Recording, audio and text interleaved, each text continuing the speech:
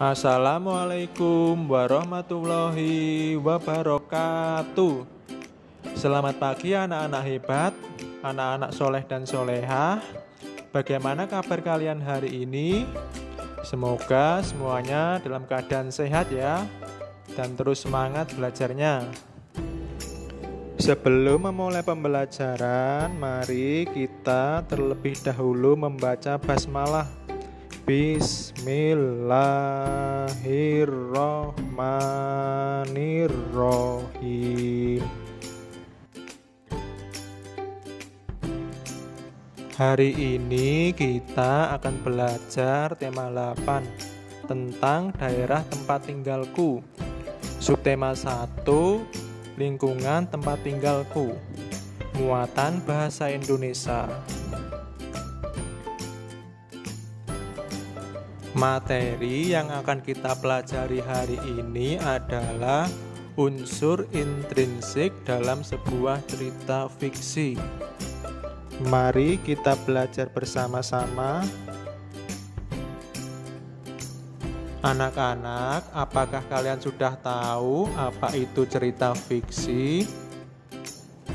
Ya, cerita fiksi adalah cerita rekaan atau khayalan pengarang. Isi cerita dapat murni berasal dari khayalan pengarang atau berdasarkan pada fakta. Cerita fiksi yang dikarang berdasarkan fakta diperoleh dari berbagai pengalaman, baik pengalaman diri sendiri maupun pengalaman orang lain. Kemudian pengalaman tersebut diolah menjadi bahan cerita yang menarik. Selanjutnya adalah unsur-unsur intrinsik dalam sebuah cerita fiksi. Unsur intrinsik adalah unsur-unsur yang membangun suatu karya sastra yang dapat ditemukan di dalam teks karya sastra itu sendiri. Nah, anak-anak, secara umum unsur-unsur yang membangun sebuah cerita terdiri dari yang pertama ada tema, yang kedua ada tokoh, yang ketiga ada watak, yang keempat ada alur atau plot, yang kelima ada latar atau setting, dan yang terakhir ada amanat. Selanjutnya mari kita bahas satu persatu ya. Yang pertama yaitu tema. Tema merupakan persoalan utama atau ide pokok dalam suatu cerita. Tema biasanya diungkapkan dalam satu atau dua kata seperti persahabatan, pendidikan, dan kesehatan. Tema ditentukan dengan menyimpulkan seluruh peristiwa yang dialami oleh tokoh cerita. Kemudian cara-cara menentukan tema cerita, yaitu yang pertama menyimak atau membaca cerita dengan seksama. Yang kedua yaitu mencatat peristiwa-peristiwa yang ada di dalam cerita. Kemudian yang terakhir adalah menyimpulkan tema berdasarkan peristiwa-peristiwa yang ada.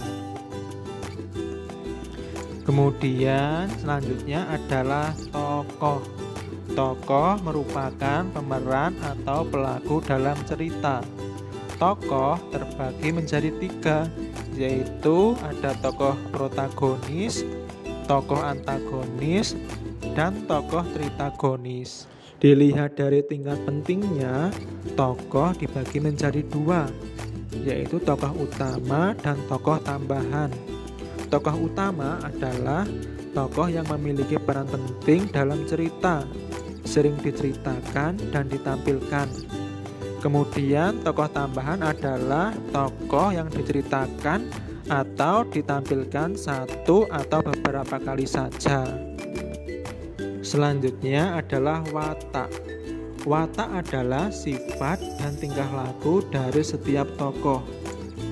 Misalnya pemarah, pendiam, periang, penolong, dan sebagainya. Macam-macam tokoh berdasarkan sifatnya, yaitu ada tokoh protagonis, yaitu tokoh yang memiliki sifat baik. Kemudian ada tokoh antagonis, tokoh yang memiliki sifat jahat bertentangan dengan tokoh utama. Kemudian yang terakhir adalah tokoh tritagonis, yaitu tokoh pembantu atau penengah. Selanjutnya adalah alur. Alur adalah rangkaian peristiwa yang menjadi satu kesatuan utuh. Alur dibagi menjadi 3, yaitu yang pertama adalah alur maju, yaitu alur yang jalan ceritanya urut dari awal sampai akhir. Kemudian selanjutnya adalah alur mundur, yaitu alur yang jalan ceritanya mundur, seperti menceritakan tentang pengalaman masa lalu. Kemudian yang terakhir adalah alur campuran, yaitu alur yang ceritanya bisa dari bagian tengah, lalu ke awal, dan ke akhir. Selanjutnya adalah latar atau setting. Latar adalah keterangan tempat, waktu, dan suasana terjadinya peristiwa dalam cerita. Latar dibagi menjadi 3, yaitu latar tempat, latar waktu, dan latar suasana. Latar tempat adalah latar yang berhubungan dengan letak ruangan terjadinya peristiwa seperti di desa, hutan, rumah, atau pasar. Kemudian latar waktu adalah latar yang berhubungan dengan waktu terjadinya peristiwa tersebut. Misalnya pada zaman dahulu, pada siang hari, pagi, sore, malam, atau musim. Kemudian yang terakhir adalah latar suasana. Adalah latar yang menggambarkan suasana terjadinya seperti sedih, bahagia, atau tegang. Selanjutnya yang terakhir adalah amanat. Amanat adalah pesan atau nasihat yang ingin disampaikan oleh penulis kepada pembaca melalui karangannya. Amanat bisa tersirat, yaitu disampaikan secara tidak langsung, atau tersurat, disampaikan secara langsung. Amanat biasanya terdapat pada akhir cerita. Cara menentukan amanat yaitu yang pertama dengan menyimak atau membaca dengan seksama. Kemudian dengan mencatat kalimat-kalimat yang mengandung nasihat. Kemudian nasihat yang telah dicatat dikaitkan dengan nilai kehidupan yang ada seperti nilai moral, agama, budaya, atau sosial. Nah, berikut adalah contoh cerita fiksi, yaitu legenda Danau Toba. Dahulu di wilayah Sumatera Utara, hiduplah seorang petani yang rajin bekerja. Setiap hari ia bekerja menggarap ladang. Pada suatu hari, ia pergi ke sungai untuk memancing ikan. Saat memancing ikan, ia berdoa agar mendapatkan banyak ikan. Tidak lama kemudian, kailnya bergerak. Petani sontak menarik kailnya. Petani tersebut mendapatkan ikan besar. Petani tersebut sangat terkejut. Ikan tersebut dapat berbicara. Ia meminta agar dilepaskan. Akhirnya petani tersebut mengembalikan ikan hasil tangkapannya. Petani itu makin terkejut melihat ikan hasil tangkapannya berubah menjadi seorang putri. Putri itu pun kemudian menceritakan kisah hidupnya. Ia adalah seorang putri yang dikutuk menjadi ikan karena melanggar aturan kerajaan. Putri itu dan petani akhirnya menikah. Setelah menikah, petani itu harus berjanji untuk tidak menceritakan asal-usul istrinya yang berasal dari seekor ikan. Jika janji tersebut dilanggar, akan terjadi petaka. Mereka dikaruniai seorang anak laki-laki yang bertubuh kuat. Suatu hari, anak petani mendapat tugas mengantar makanan untuk ayahnya yang sedang bekerja di ladang. Belum sampai di ladang, ia merasa lapar dan memakan semuanya. Setelah makan, ia tertidur di gubuk. Petani yang dari tadi menahan lapar dan haus akhirnya memutuskan untuk pulang. Melihat anaknya yang sedang tidur, petani langsung membangunkannya. Petani tersebut menanyakan makanan untuknya. Mendengar jawaban anaknya, petani langsung marah. Tanpa disadarinya, petani mengumpat. "Dasar anak ikan!" teriak petani. Kalimat tersebut merupakan kalimat tantangan dari istrinya. Setelah mengucapkan kalimat tersebut, seketika anak dan istrinya menghilang. Dari bekas injakan kakinya menyemburlah air yang sangat deras. Air meluap sangat luas sehingga membentuk sebuah telaga yang sangat luas. Telaga tersebut kini dikenal dengan nama Danau Toba. Dari bacaan tersebut, sekarang mari kita tentukan unsur-unsur intrinsiknya. Selanjutnya kita tentukan temanya. Tema di sini adalah asal-usul Danau Toba, menceritakan tentang asal-usul Danau Toba. Selanjutnya adalah tokoh. Kita lihat di sini tokohnya ada siapa saja, yaitu ada seorang petani, kemudian seorang putri, dan anak petani. Di sini yang berperan sebagai tokoh utama adalah seorang petani dan seorang putri yang dikutuk menjadi ikan. Sedangkan yang berperan sebagai tokoh tambahan adalah anak petani. Kemudian yang berperan sebagai tokoh antagonis adalah seorang petani dan anak petani. Untuk yang berperan sebagai tokoh protagonis adalah putri yang dikutuk menjadi ikan. Selanjutnya adalah watak. Watak dari tokoh petani tersebut adalah pemarah dan ingkar janji.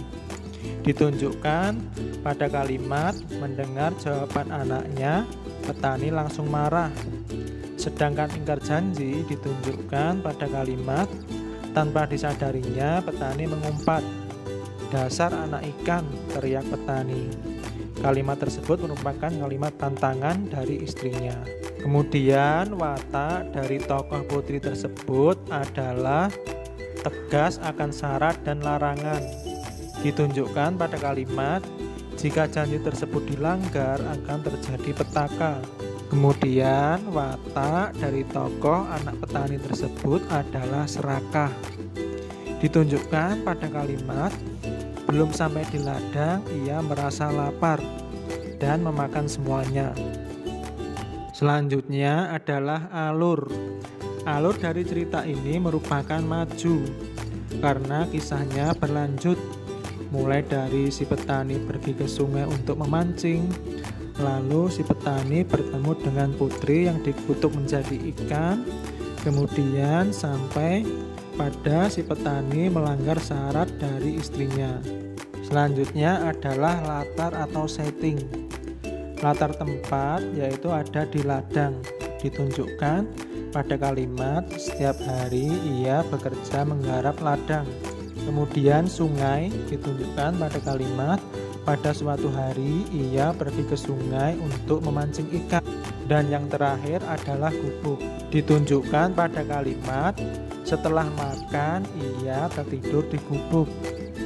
Selanjutnya adalah latar waktu, yaitu pada zaman dulu.